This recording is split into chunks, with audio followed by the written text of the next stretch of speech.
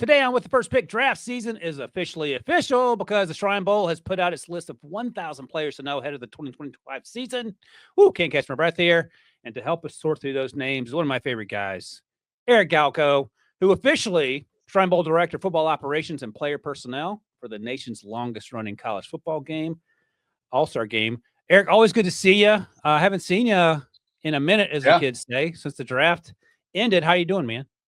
I'm good, man. I wish I could say I was on vacation the last 3 months, but this Shrine 1000 has 1,000 players on it and many more considered. So we've been working since I last talked to you guys, but good to get back in football season, man. Yeah, the Shrine Bowl 1000. You can check that out at the Shrine Bowl's website, and it is exactly what it says it is. It's 1,000 players that's on the Shrine Bowl's watch list. Obviously, once the Shrine Bowl All-Star game comes around in January, 150, is that about the range of players you end up A little selecting less. from? Yeah, a A little little less. less And than then we that? have some guys that we added during the week as well too, but closer to like 130-ish for the week too. But it's a good bit. Yeah, and before we get into how you and your scouting department sort through these 1,000 names, land on them, and then sort through them as we get through the fall, I went back and checked real quick. You had 51 players, correct me if I'm wrong, drafted in 2025 draft cycle that came through the Shrine Bowl.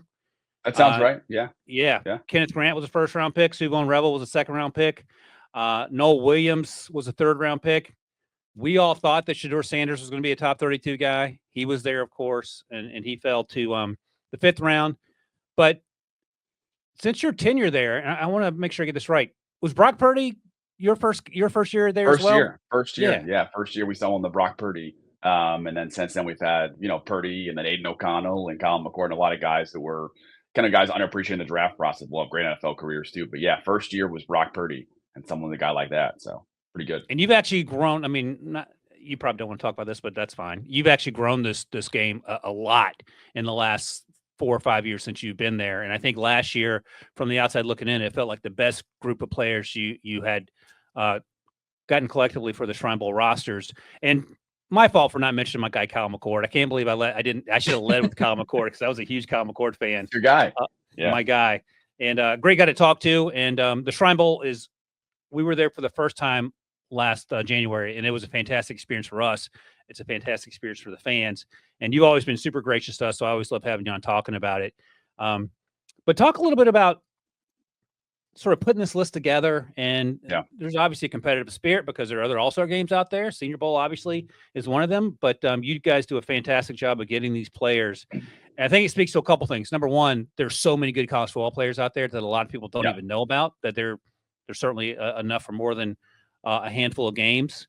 But more than that, I want you to talk about sort of your scouting staff and the process of trying to get these 1,000 names together, because unlike me, who took a break after the draft, I would imagine that was sort of go time for you up until about last week when this list came out.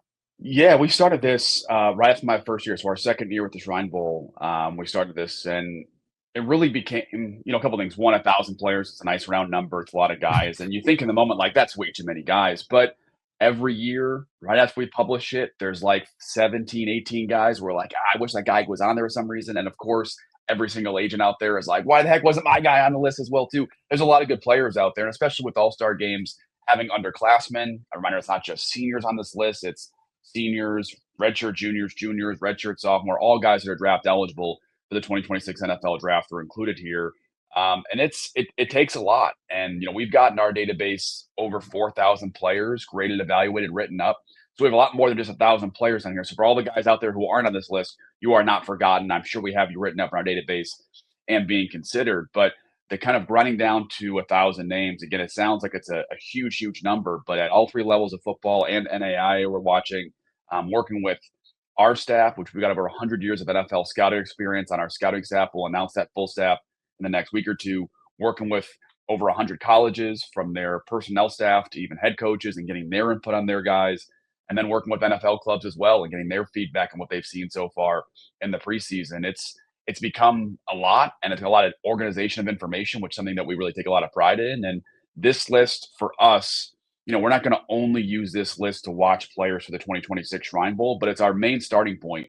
It's like, okay, let's parse the list down from 10,000 players who are playing Division I or Division II college football down to 1,000 guys we can kind of really focus on and look at. And obviously, if some guys pop on the fringe, I think one of the cool parts, Ryan, that I've seen really the last year and a half, 2 years of doing this is what I hope would happen, where fans, media could use this as their own. Okay, let's use this as our starting point too to start preparing for the college season, the NFL draft process.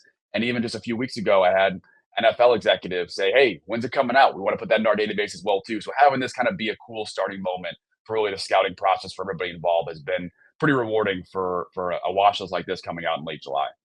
Yeah, and I wasn't joking when I said it's the official start of the college football season for me, because to your point, we're doing summer scouting with the first pick right now because it's July, but we're going to do 5 players at each position, 10 of the quarterback. So that leaves roughly 950 other players on that list to sort of sort through.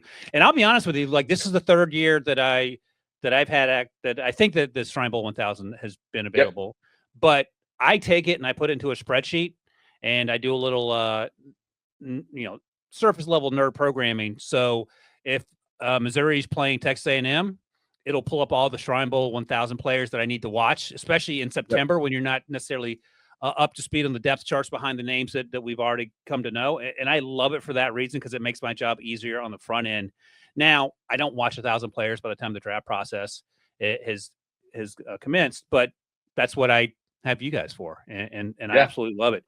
Talk to me about just sort of the thought process, because a lot of times when we talk about these all-star games in the scouting staffs they have, you think of it as basically another NFL team, right? Because you have an idea of what you're looking for and how you want to evaluate these players. And I'm curious the conversations you're having with your scouting staff leading up to this process, and then maybe going once they hit the road in the fall about what you guys are looking for to find the players you want for your all-star game. Yeah, I love it. I mean, one of the challenges that the All-Star games have that NFL teams don't is that we've got to make decisions by late October. So in like 12 weeks, I got to know who the best players in the country are. NFL teams can wait until late April to make that official decision. So we've got to be a little accelerated timeline. But one thing, and it's challenges create new processes that are better. And one thing it's really done for us the last couple of years is we are laser focused on being really efficient when we're watching guys, especially early in the year, right? We can't afford to just like let the season play out and meander through players.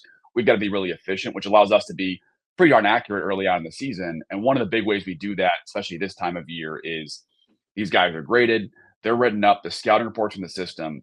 Now let's talk through guys and just say, hey, what are the 1, 2, 3, 4 things that we're looking for in this player, right? Because my philosophy, our philosophy is these guys don't change that much as players, right? From freshman to senior year, you might change a lot, but junior to senior year or sophomore, junior year, you're only changing a couple things. And we want to see, okay, this quarterback, how does he handle A gap pressure? Like that specific, because that was a weakness we saw that we thought could be improved. And let's focus there early in the season. It allows our scouts and our staff and myself to not focus on rewriting reports or reevaluating players and throwing away our preseason work, but actually being really focused on, okay, what are we looking for? Assume this scouting report we did in the summer is right and it's accurate. What are the areas that may change? And let's hyper focus on those. And that allows us to have really good discussions this time of year, to be really focused on what these guys can change and will they change it. And then when it comes September, October, our meetings are efficient. We're getting through, 30, 40 guys per person every 2 weeks, per scout, I should say, and getting to like, okay, this guy hasn't changed. He still struggles here. He's still great at this. Let's move on. And it allows our summer preseason scouting to still really an important part of our evaluation process versus September hits. And I think some NFL personnel do the same thing. They kind of start from scratch. And I don't want our staff to do that. We got to leverage all the work on in the past too. So it's a lot of meeting prep and being really focused. So when the season starts, we can hit the ground running.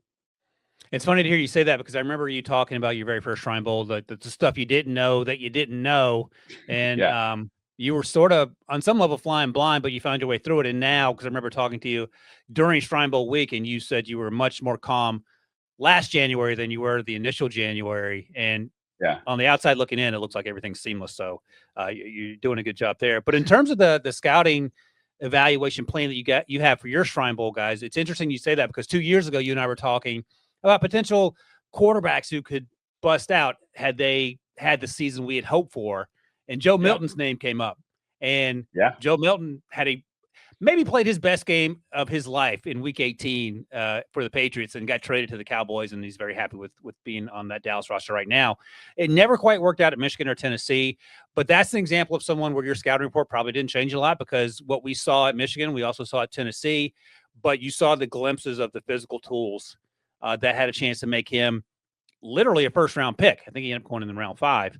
But Yep. who are some quarterbacks this year that you sort of have your eye on and you want to see them do their thing and have a potential to go from day 3 conversation to maybe day 1? I said it some the day as well too in the NFL about how, every year the last 4 or 5 years, we've had a guy or two almost. We're like, hey, that guy's gonna be top of the draft. Let's see who emerges, right? It was Caleb Williams and Drake May. Let's see who emerges. There's Jaden Daniels, right? Even last year, you and I both knew, I think you know how much of a Cam Ward fan I was. Like, I thought Yeah. he was gonna be a first overall pick kind of guy coming in, and we'll see who emerges. Maybe sure, maybe not. I think this year, you know, Arch Manning is super talented. I'm not sure he's going to be in this year's draft class. I'd be pretty surprised if he was, just based on what I understand. Obviously, things can change. But really, there's no guy that, in my opinion, is like fully cemented to be the first overall pick. But it's as deep of a group of quarterbacks at the top as I can remember. I mean, there's probably, I have our big board on our screen while I'm looking at it here too. 17, 18 guys who could be one of the best 3-4 quarterbacks in the draft. So there's Garrett Nussmeier at LSU, obviously a great season in the past, and he's super talented and has the ability to be a complete quarterback this year as well. Cade Klubnik, Fernando Mendoza have the arm talent. Guys like Lenore Sellers and Austin Simmons of Ole Miss, maybe not finished products yet, but super, super talented. Sam Levitt and Drew Alar, guys that are really smooth as quarterbacks in the pocket. And then you've got Carson Beck in a transfer situation. So I can go on and on about these guys that are really talented. I think it's much more wide open talking to our staff, talking to NFL teams, who could be that QB1, QB2 this year. I think that's what makes it so much fun. And for the record, you are a huge Cam Ward guy. I don't want to take that from you. But just to that point, Cam Ward went from probable day 3 guy when you talked to scouts 18 months ago, 24 months ago, to obviously the first overall pick. But the only other quarterback taken last April was Jackson Dart in round 1. This Yeah. class feels eminently deeper, and I think that's more exciting from my perspective. It's probably more exciting from your perspective as well, in just terms of getting guys into the games and being able to compete, and then having those conversations about potential first-round picks. One of the names that sort of stuck out to me that you mentioned in passing was Taylen Green out of Arkansas. Rick and I talked about him last season, and physical tools through the roof. And obviously, you know about Isaac Tesla, who was drafted in the 3rd round by the Lions and is having a pretty good training camp, catching passes for him last fall. But I feel like he could almost fit in that conversation with Lenore, and Austin Simmons is a player that I like a lot, and I don't think we've talked a lot about just yet, and understandably so. He hasn't had a chance to start at Ole Miss. But I think if Green puts it together, it could be one of those Joe Milton situations where he has the tools, and maybe we see him as a top 50 guy as opposed to a guy who could be a late day 3 guy, just currently as we sit here in the middle of summer. I think sometimes we assume these guys are going to transfer and always be successful right away. And Cam Wards of the world, in my opinion, are more of outliers. Where, like, remember Bo Nix, it was year 2 at Oregon that really popped for him, not year 1 when he transferred there as well. And Taylen Green came from Boise, where there was a lot of turnover in that offensive system, and he wasn't being utilized as a passer all the time early on in his career at Boise State. Then he goes to Arkansas, and that's a huge change. Yep. From Boise to Arkansas. And it was a guy that played, 5, 6A Texas high school. So he was playing maybe as good of talent in high school as he was at Boise State, and kind of getting that refresh back. Plus the Petrino offense is not one of the easiest to learn pretty quickly as well too. So I thought he played really well last year for a guy coming into a really unique situation and a lot of expectations. And year 2, I think for him is going to be a huge development in making the easy throws look easy, because when you have that much talent, the arm talent, the size, the running ability, if you make the easy throws consistently, the hard throws are much easier for a guy like him than a guy that has a little bit less talent as well too. So I think Taylen Green is poised for a breakout. One of the cool things, Ryan, that I've learned doing the Shrine Bowl, one of the benefits I have is I get to talk to all these guys, whether it's Manning camp or just talking directly over the course of the summer or the season before. And you get a sense of, okay, who are these guys? How do they operate? How do they learn? How do they process? And Taylen is as calm, focused, focused on getting better, really thoughtful way to go about things. I think it's really, really impressive. And I think if anyone's going to make a big jump, you want to see those guys that are note takers, are thoughtful, are asking hard questions, are challenging themselves, are admitting when they make mistakes. And, not to go on Taylen Green for too long, but he's a guy that jumps out as like, okay, I saw some things in Brock Purdy that I wish I knew in the moment was really impressive. And in hindsight, to make Brock Purdy really special, there are some things like that with Jaden Daniels, even Taylen Green to put him in real company that stand out as a guy that, okay, this guy can make big, big strides mentally and physically because he knows how to get better. That's why I'm pretty bullish on Taylen this year. And that's why actually I love talking to you, because you do have these relationship with these kids that no one else in the media and most folks in the league don't have. And you, again, I mean, your track record's pretty good. Cam Ward, Jaden Daniels, you were a huge Jaden Daniels guy.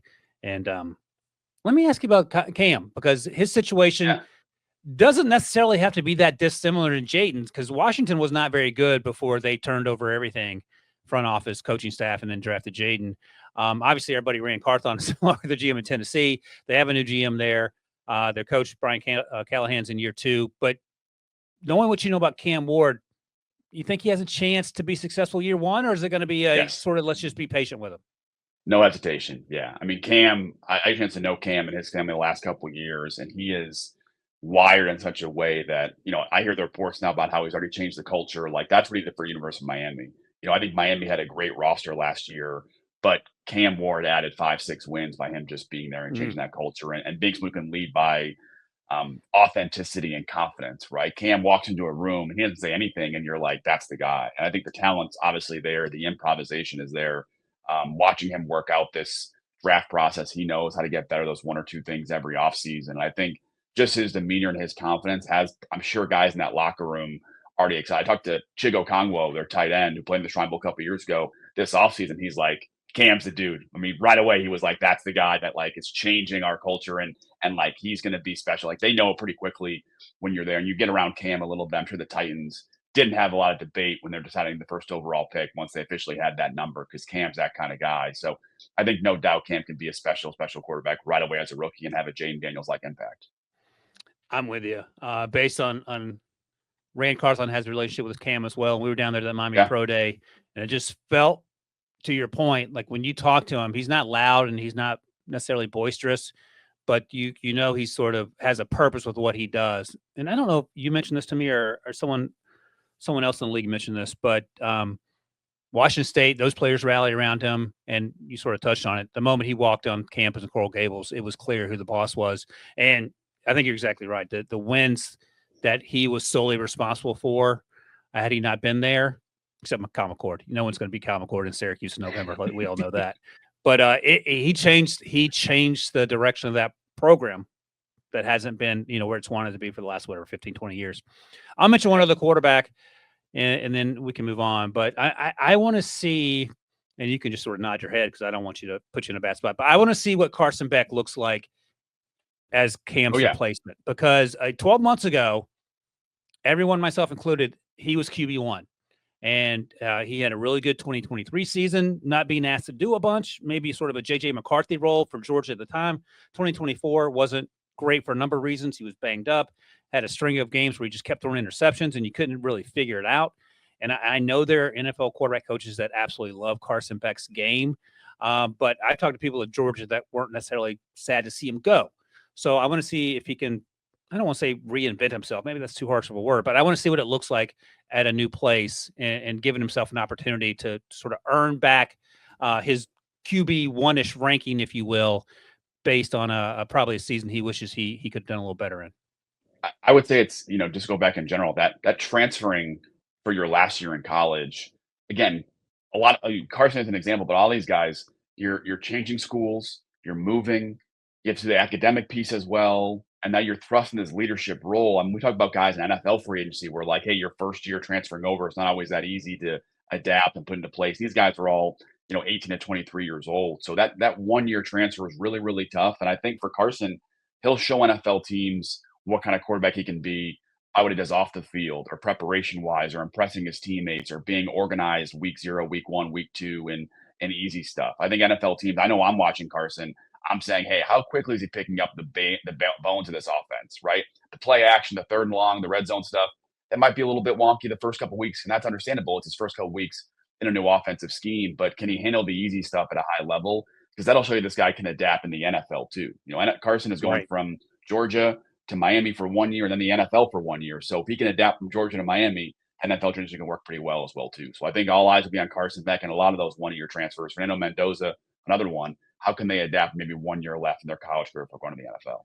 Yeah, Fernando Mendoza was a fun watch for me this summer because I had no expectations going in. He played at Cal. I was like, all right, what's this going to look like? And as Rand pointed out, that offensive line was not great at Cal, and he is an incredibly tough kid. He made some really good throws. I want to see what that looks like in Indiana for him.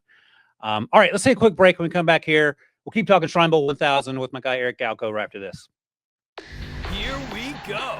The 2025 CBS Sports NFL schedule is here. 18 glorious Sundays. He's got his receiver touchdown. Filled with rematches. Oh, the play of the year. And rivalries. Touchdown, Bengals. Plus, plenty of superstar showdowns. And an epic matchup between the Chiefs and Cowboys on Thanksgiving. Clear your Sundays beginning September 7th for the NFL on CBS and Paramount Plus. All right. So, Eric, I want to ask you this because even in your time as a Shrine Bowl director, this has been a sea change. Does NIL, and we talked a little about transferring, does that affect at all what you guys are trying to do? Or at the end of the day, you're just evaluating players wherever they end up, and then if they make the cut, they make the cut? It's been a great thing. And one thing I've always told the NFL league office about when it comes to guys declaring for the draft and input there is you got to give players good information. And one of the great things about all-star games having underclassmen is that we can share with players and agents and schools, hey, this is where we think he's going to get picked based on our viewpoint, NFL team's viewpoint. And these guys now can weigh those options, right? There was a couple quarterbacks, for example, last year who we conveyed where I think you're going to go, and they weighed the idea of coming out for the draft or staying in school. And helps that there's now a dollar amount attached to it that these guys can say, hey, I can come out for the draft and be a fifth round pick and make X much money or go back to this school or transfer and make $1 million and weighing the pros and cons there. So it's at a level of complexity for players, but for us, it really is. I think, I'm sure the Senior Bowl would agree. It really is thankful that we can give some service to these players as well too, and hopefully help these guys in the process. I would say from the evaluation standpoint with us and with NFL teams, I think it has made these guys so much more well-rounded and thoughtful and focused on what they care about for the future that the floor of all these players from an off-field character, mental makeup standpoint is so much higher than it was before NIL that I think you should not make many mistakes in terms of evaluating the football character of these guys because you can see what they've done, right? Guys may bounce around 5 times and have 5 different NIL agents and like, okay, that should tell you something, right? But when these guys handle business and are very thoughtful about the money piece of it, or hey, I'm going to go back to school and develop for the NFL and use it as my prep year for the NFL. Like these guys have money. They're not relying on the money piece. They're focused on the development piece to be successful in the NFL. So I think for us, like my first year or even before the Shrine Bowl when I was doing a lot more work in consulting to now, like these guys are way more well-rounded, prepared for the NFL, thoughtful about things. That's making life, I think in the NFL for a lot of these rookies, much easier. I think we'll see a much higher hit rate on top 4 or 5 round picks from 2022 to 2025 than we did any other past 5 years previously because these guys are more ready to go. It's funny you say that because I've been covering the draft since 2018, which was Kyler Murray, Daniel Jones, that draft cycle.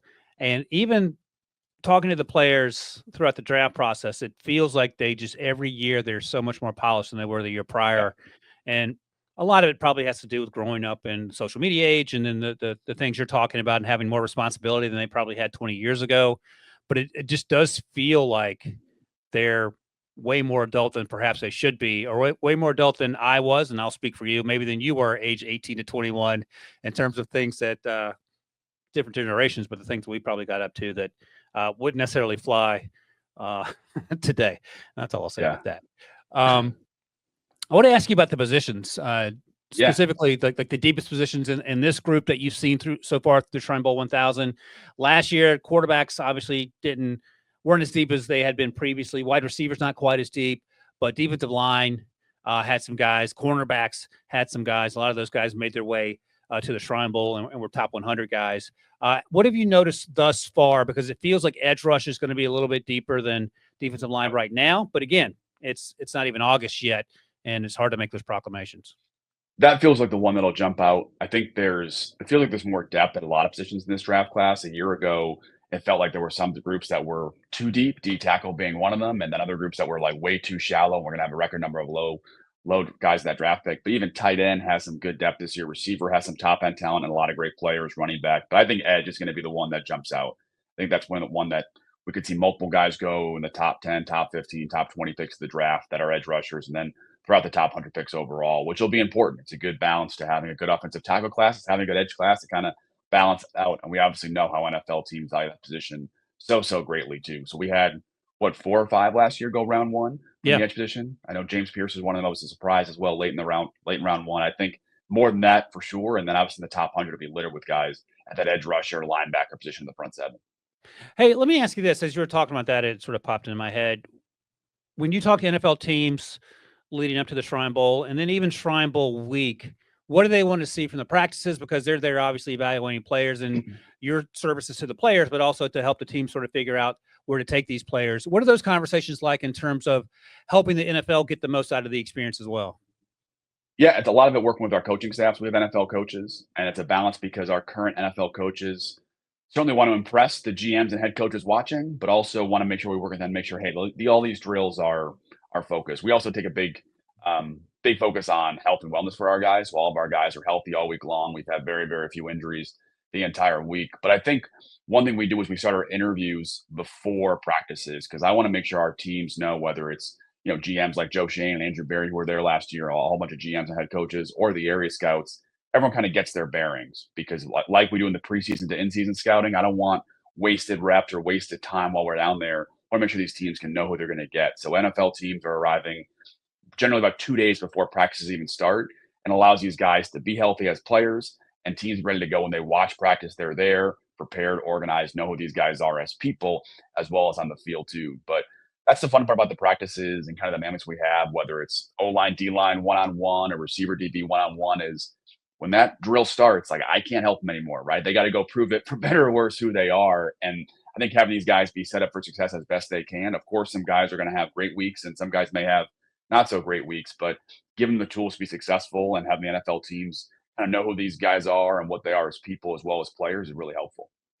Yeah, I can't speak enough to how great that week was for us, just in terms of the podcast and CBS Sports HQ being down there, because obviously you're incredibly gracious, but just to see the players, be able to go to the practices, being able to talk to the players, which to a point you made earlier, that's also an important piece of the puzzle, obviously for NFL teams and what you guys do at the Shrine Bowl, but also the media, because fans want to know who these players are, maybe not in that moment, but once their players are drafted to their favorite teams, they're going to go back and figure it out.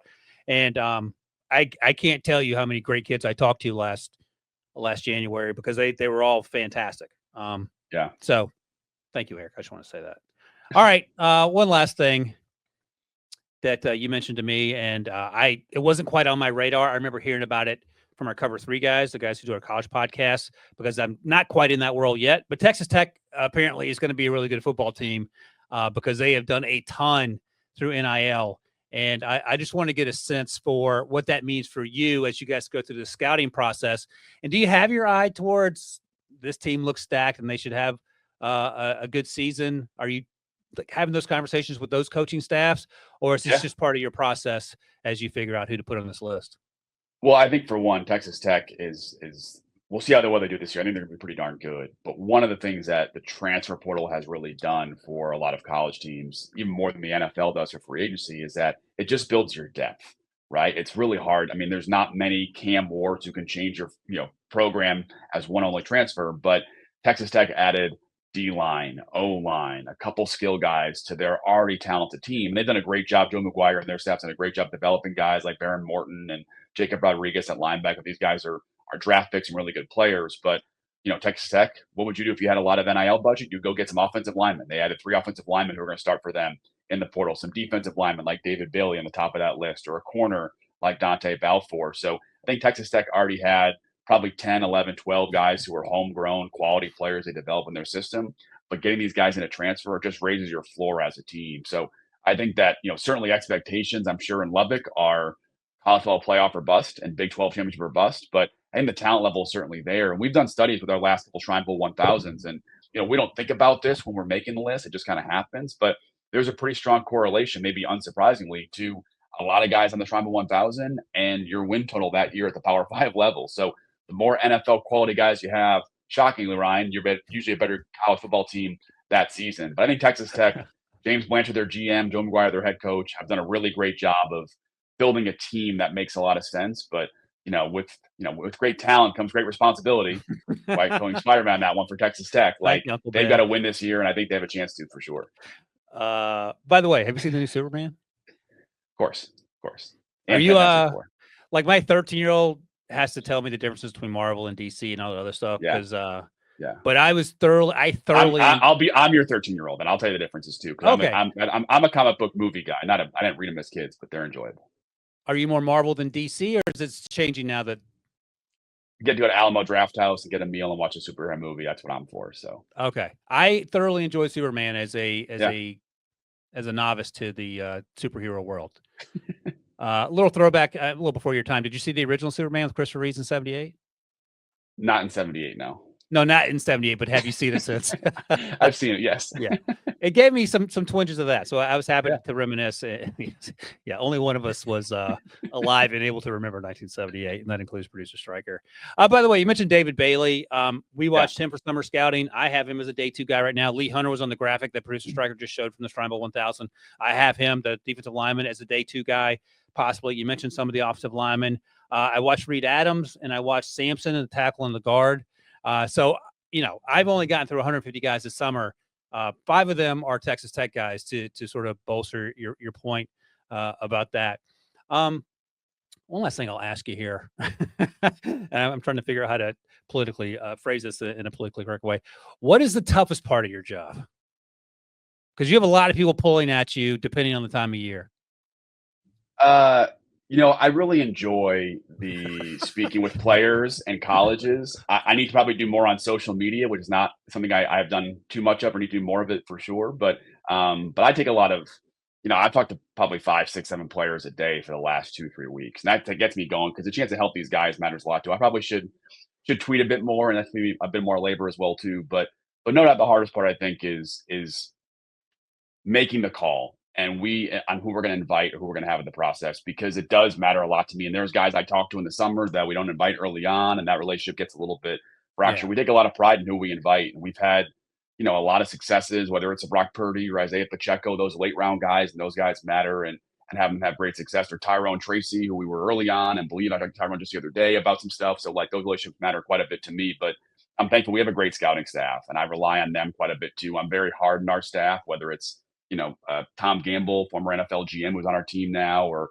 people I've been with me for the last couple of years. We got a lot of great people, and I'm hard on them because we have a great responsibility to get the right players there at the Shrine Bowl. So that, aside from social media, the decision-making process is the one that I take the most painstaking approach to because it does matter. If we have a guy at the Shrine Bowl, he's, probably 20-25% more likely to get a chance to be drafted than if we don't, right? So we have that responsibility, and making the right call is something we take a lot of pride over and stress over, and that's the fun part of the job. That's why you want to do it, to make those decisions, but it's also one of the hardest parts of the job for sure.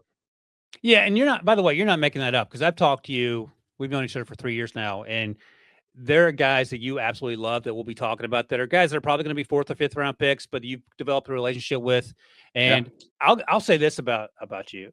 You don't take anything personally, at least public facing. You might be angry about it if you miss out on a player, or there's those relationships don't work out in terms of getting into the Shrine Bowl. You're just like on to the next thing because it feels like there's always something else to do. Whereas I would be, throwing stuff against the wall and acting out like a 3-year-old. But I give you a lot of credit for that too. And I thoroughly enjoyed our relationship, and I'm thankful that we have it because you know a lot about what's going on in the entirety of college and NFL, number one, but you're also incredibly gracious for your time. So I always appreciated that. Anything nice you want to say about me before we get out of here? You said a lot of stuff, man. No, I appreciate you guys coming down last year and having you guys, the presence at the Shrine Bowl means a lot too. And one of the great things about the event is that it's all for Shriners' children's and having media. That's the benefit of having, guys like Shedeur Sanders and Coach Prime at the event last year brought so much awareness and opportunity for the hospital to kind of be front and center too. So whether it's you being there, man, and tweeting about the Shrine Bowl and having me on, or being at the event and getting content there, or just being a part of it and appreciating it, we see the ripple effects of what it does for the hospital too, which also, I'm very thankful that if I do a good job having great players there, having great attention to the game, the hospital does well and has success. It's a great purpose behind all we're doing as well too. So I appreciate you, Ryan, for being there and being present, helping me spread the good word about what the Shrine Bowl does for players and everybody involved. So You can tell I don't get enough positive reinforcement at home. The Shriners Hospital is obviously very important. We'll be back in Dallas-Fort Worth this year, correct? At the Star, Dallas Cowboys facility. Yes, sir. Cannot wait. I'm looking forward to that. And before we leave, I'll say one more thing, and then we'll get out of here. But you talked about Shedeur, and I remember when he had the press scrum and standing right next to him, fantastic 10 minutes. I thought he answered every question perfectly during that that Shrine Bowl press scrum he gave. And then after that, I'm sure if he had a chance and hop in a time machine and do it differently, he would have done it differently. But you have a relationship with Shedeur. You have a relationship with Coach Prime. And I think we're sort of seeing that now in Cleveland, because all the reports coming out of Cleveland is that Shedeur has been incredibly gracious. He's taken on his role as QB4 as we sit here, taking advantage of his opportunities. Did you see more of that in Shedeur than what we saw maybe the last month of the pre-draft process? And that's probably closer to who he is than what he was portrayed as? I think the way it was portrayed was, he's outspoken on social media, and that generally leans towards, especially a younger guy who's successful, like that just leans towards people being like, oh, he's not a good person. Right. And I remember, dealing with him myself, and then especially during Shrine Bowl week, extremely gracious with his time. I know people who didn't like him or didn't like him because of what they saw, and they met him and he said, yes, sir, no, sir. He's asking people how their families are. I mean, just so, beyond his years, mature and thoughtful about things. I remember going to Cleveland, hearing people there. It's like, yep, he's everything we're asking him to do. And we had to have social media stop asking him because he kept saying yes to everything because he just wants to be a part of the team and help out. And when he's on their social media, it's not him asking to do that. They want to kind of have him be a part of it. So I think people in Cleveland have seen how he's handled things. We don't have to litigate it, but I'm sure we've seen some of the quotes that come out the last couple of weeks about who wanted him there, whatever else. Nothing from Shedeur, no tweets. I think I saw a report he didn't want his dad to come to practices or games yet until the game's ready to go. I mean, he is as focused as possible. And I don't think because he went 5th round, he's changed who he is. I'm sure it had an impact on who he is, but that's always been the kind of person that he is. He wants to be great. He wants to be successful. He is extremely well liked by people who know him and see him as well too. And I've not talked to Shedeur since he got to Cleveland. He has talked to a lot of people, I think, since he got there. But I have no doubt he'll have a long NFL career, and I hope it's in Cleveland. I hope it's as soon as week 1 of the season. I think he's deserved that, and I think he'll make good in a lot of people who believed in him in the pre-draft process, including Cleveland and Andrew Berry, who selected him to be a great NFL quarterback. So I'll always talk highly about Shedeur Sanders because he's done nothing but great things. People I've seen in person and the kind of person that he is. Yeah, I think that feels closer to who he is. And you obviously know him better than I do. And Rand has a relationship with him. And I said this the other day, and, someone looked at me sideways. But it might be a situation where getting drafted in the 5th round and going to Cleveland where there's zero pressure is a better situation than getting drafted 3rd and going to the Giants and being forced to play right away, had that been the scenario that played out. So we'll see. And I'm glad things are going pretty well for him thus far. I would encourage him to quit speeding, but everything else seems to be going pretty well for Shedeur, as well as they could be going for him. All right, Eric, thank you, man. I appreciate you as always. We'll have you back on the show sooner rather than later because that's what we always seem to do. And I look forward to that as well. But congrats on the Shrine Bowl 1000. And as always, good to see you, buddy. Thanks, man. Appreciate it.